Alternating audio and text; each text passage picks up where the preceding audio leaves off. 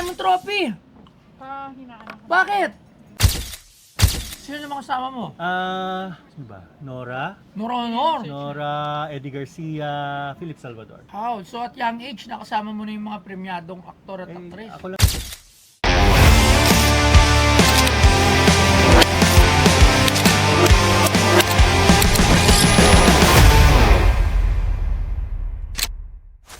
Sir, magandang umaga po. Good morning. Ano pa pangalan? JP De Guzman po. Oh, JP De Guzman ay artista to. Tama sir, artista? Yes, sir. Ang dami mong trophy. Hinaan ako. Bakit? Bad naman. Pwede po ingat natin. Ang dami mo naman trophy. Nung bata ako, artista. Best child. Oh, artista ka nung...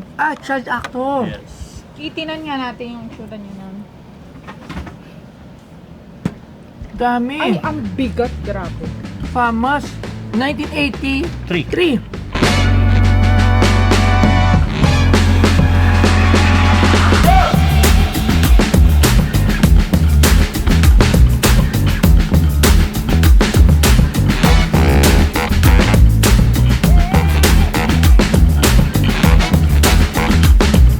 JP James De Guzman ay isang multi-awarded na aktor sa Pilipinas na sumikat noong taong 1980. Ipinanganak noong Abril 20, 1978 sa lungsod Quezon. Siya ay kilala sa mga pelikulang Saan Darating ang Umaga, Teng-Teng de Sarapen at Tinik sa Dibdib, kung saan nanalo siya ng Best Child Performer sa Metro Manila Film Festival noong 1983 at ang binebenta sa Pinoy Pawn Stars ay ang awards ni JP De Guzman. So, 2 years old pa lang ako. Ilan taon na to? 4. Itong isa. Ano ba yan? Malala eh. Hindi ko kasi natanggap to eh.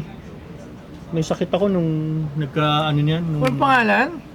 Wala eh. Usually noon, hindi naman nilalagyan ng ng pangalan yung mga Ito. awards eh. Sabay isang ano lang to, isang year. No, this is 83, tong dalawa. Ito, 83. Metro Oo. Manila Film Yan. Festival. Same movie? No, this is for Teng-Teng de Sarapen. This is for Saan Darating ang Umaga. Pen de Sarapen. Teng-Teng de Sarapen. Teng de Sarapen Sama with... Dolphy. Oh, sorry pero kasi bata pa ako noon kaya siguro hindi ko alam yung movie kasi ako pag Ito siya. Ito ka po. Yep. Ito siya. kasama mo si PJ Abellana. Siya Snooki Serna. Oo. Alright. Ito yung for Saan Darating ang Umaga with Sino naman?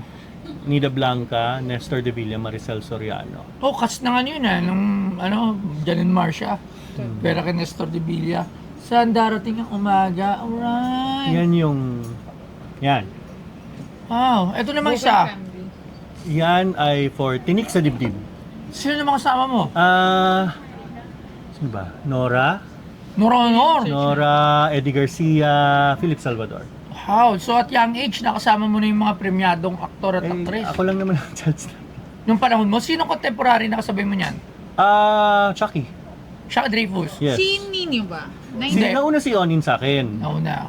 Nauna si Onin. Si Sir Nino. Tapos 1970 si Onin eh. Oo. Tama ba? Nung patapos na si Onin, doon ako pumasok. Alright. Ito ano naman to? This is Film Academy. Film Academy of the Philippines. Ano yun? FAF? Ano ba? Oo, FAP. FAF? Mm-mm. With Siya yung movie. una. Anong movie? I think that's for Batang Yagit. Batang Yagit. With The whom movie. naman? Maricel Soriano? No, Batang Yagit was... Sino ba? Jay Ilagan, Ami Austria... Dami yan eh. Dindo Fernando... Wow. Ba't mo binibenta? Kasi sir, nasa ano ko lang yan, nandun lang yan sa, Shelves. sa staircase namin. Sinabihan ako ni Billy na mayroon daw kayong museum. Si Billy Joe. Oo, na itatayo. Kaysa naman nandun lang, wala nakakita. Siya, ayan, kasama yung mga trophy. Natutuwa nga ako kasi the younger generation, yung mga Gen Z ngayon, syempre ako nga. Hindi naman ako Gen Z, ano na ba ako, 1980s ako, so ano ba tawag sa X. X? X. So hindi ko alam. O, di ba? Ako na mismo, I'm from 1980s, pero hindi ko siya alam, sorry. Di ba? So, what if, lalo pa yung mga ngayon, di ba? So, at least yung shop ko is a way para at least kahit papano Yes. ma-recognize. So actually napanood ko yung video ni Onin. Tapos sabi nga niya, kung mapaparestore at mapapagawang maganda, edi better than Pero nakatingin ko, ka lang sa amin. I don't think so. Ayoko itong i-restore. I-restore ko lang siya pag sira-sira. Ito, di ba meron tayong ni-restore? Kasi pag yung sira-sira, pero yung ganito, actually maganda yung condition niya. Okay. Pang karera, pang show, at sa lahat. Basta, Bomex lang, number 1.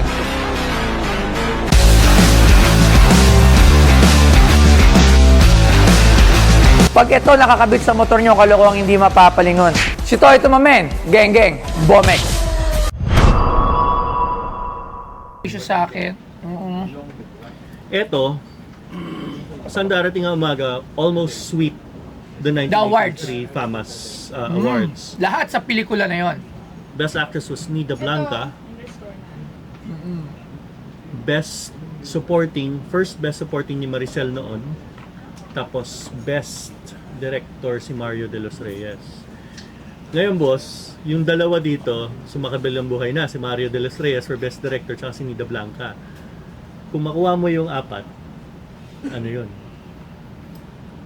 Okay, so magkano mo naman binibenta yung apat? Ako, hindi ko alam, sir eh. Okay, bigyan kita ng ano. Okay, the G. Romano Best Actor Award, I bought it for around 70. Okay? Hindi siya Best Actor, ano rin ba siya? Child? Hindi child yan. Best actor, hindi. Best Actor, okay. So yun lang, medyo nung last time na mga nagbenta ng mga child actor, I have parang, hindi ko pa sinabing, magli ako ng bigay ng prize. Si ano, saan dito? Atong. Si Atong ba, tapos kay Sir Nino din, okay. Kasi si Sir Nino kasi, talagang natutuwa kasi talaga ako doon. Kasi, depende yan sa akin eh. So, Of ako yung course. nagpa-prize. Oo. Kung talagang pinapanood ko, kasi si Nino, napanood ko siya because of my dad. Been watching yung mga film ni FPJ. So, tuwan-tuwa talaga ako kay Nino. Talagang pag napapanood ko yung pelikula kasama si Nino Kulak, tuwan-tuwa Hindi, talaga ako. nakakatuwa naman talaga si Onin. Hanggang ngayon nakakatuwa pa rin naman si Onin. Kaya andun yung ako na, oy, gusto ko to kasi kilala ko siya. Okay, dito naman, sorry, hindi ko alam, hindi ako familiar, I'm not familiar, okay? Pero with this award, it means na magaling ka. Talagang, talaga, hindi ka magkakatrophy kung sino ba contemporaries mo niya, kalaban, Chucky Dreyfus lang. Usually sa mga award night, sino mga kasabayan mo niyan for Best Child Actor? Chucky. Ay, kilala naman si Chucky actually. I think, eto kalaman ko pa si Onin. But Onin was 10, 11. Tanda na. Gayot na. Si, Hoy, kumpare ko yun, kaya, Okay, so magkano mabili presyo niya nga ba? As a pack? I don't know, sir. Hindi ko talaga alam kung paano mag-presyo niyan. Kasi, syempre, lahat may sentimental value. Yes, ando naman yung matik yun. But, I want it also gone because hindi ko siya mailalagay sa isang lugar na katulad na ilalagay mo. Diba? So, I don't know what you priced with the other child stars or ano noon. But I think, based on value and based on movie credentials, mas mataas naman yung credentials niya. If you ask anyone off the street kung alam nila yung saan darating ang umaga, yung batang inampon, tapos binalik Yung sa... the movie. Yes. The movie na kung saan ka nag-star. Oo. Yes, alright. I think most people still know that film. Okay, yun nga lang. Those people are on the age na of medyo matanda na. Yun yung like kong in-explain dito sa Pawn Stars eh. Minsan, bakit mas mura pa, mas mahal yung bago? Kasi I'm looking at the future eh. Of course. Pagka syempre, lahat ng mga fan or nanood dito, nung panahon na yun, for sure, dadating yung time na wala na yun. Of Lahat course. tayo. Yes. Mawala. So, Yes. yung bago na, kung sino yung inabutan nila, yun na yung magiging market eh. That will be the next market na. Siyempre. So, pero magkano mo binibenta yung apat? Bigyan mo ako ng price. Well, if I were, kung ako sa Yeah. puso ko, di ba? Dito walang questions. Kasi sa'yo to, pinaghirapan mo to, sentimental na sa'yo yung lahat yan. Yeah. So, yung price mo yun, wala silang pakialam doon at ako din. Kahit ako naman, kunyari ako na sa kalagayan mo, ako magbebenta, best actor ako, ito gusto kong price. So, Yeah. wala, labas sila doon. So, Yeah. magkano yung sa tingin mong price niyan? All things considered, kung ako yung masusunod, Hmm. perfect world scenario, di ba? $1 million for everything. Magkano? 1M for everything. Okay. Medyo mataas. Okay. Tatanong lang ako.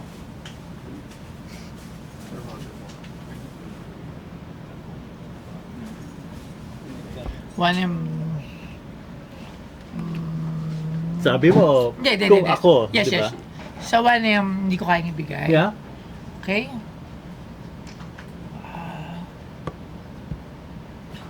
Ako kasi gusto ko, hindi ko alam ba't gusto kong mag-collect nito eh. Kasi nga gusto ko lang, kasi sooner or later, Para at alam mo yung least- sa movie, yung cinema, yung cinema, di ba? Unti-unti na siya nawawala eh. Ako para sa akin, sir, per apat, ito yung pinaka-hardest thing to do eh, mag-decide. 130? Luloko mo siya. 130.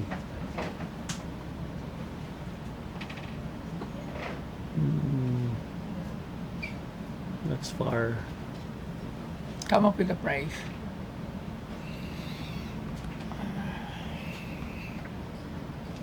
Ito kasing tatlo. May value sa akin. Yung fourth, okay lang. Actually, lahat yan first. Ito actually, ano rin yan eh. Kasi first time yung lumabas yung award na yan eh. Ngayon ko lang nakita. Yeah, it was the first Film Academy Award na actually pati yung maliit na nawawala lang eh, yung plaque nila eh. Meet me at 200. We're happy.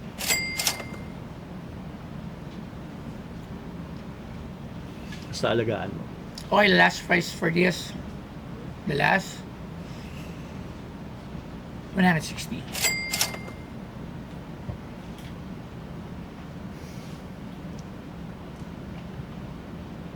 Kung yung tatlo lang. Aling tatlo? Silang tatlo lang. I'll take my first award. I'll give it at 150. Okay, so ito. Itong tatlo.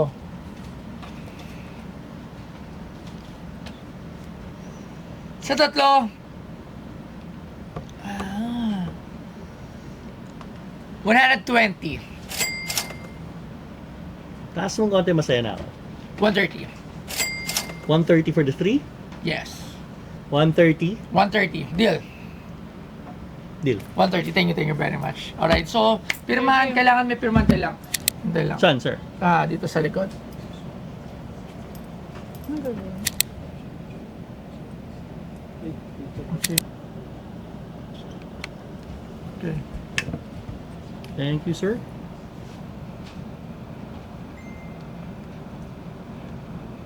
Thank you very much sa giveaway ng prize. Boss, thank you. Maraming salamat. Thank Thank you you. very much. Thank you po. Dami natin trophy. I guess it was a good deal kasi I got to keep my first award and I got to keep the one na may saan darating ang umaga kasi medyo important talaga sa akin yun. They'll be going to a better place. At least sa museum siya pupunta at hindi lang sa hagdanan namin sa bahay. So, more power to Boss Toyo and dito sa ginagawa niya, it's really a big help for the industry and I hope na mas marami pa siyang matulungan.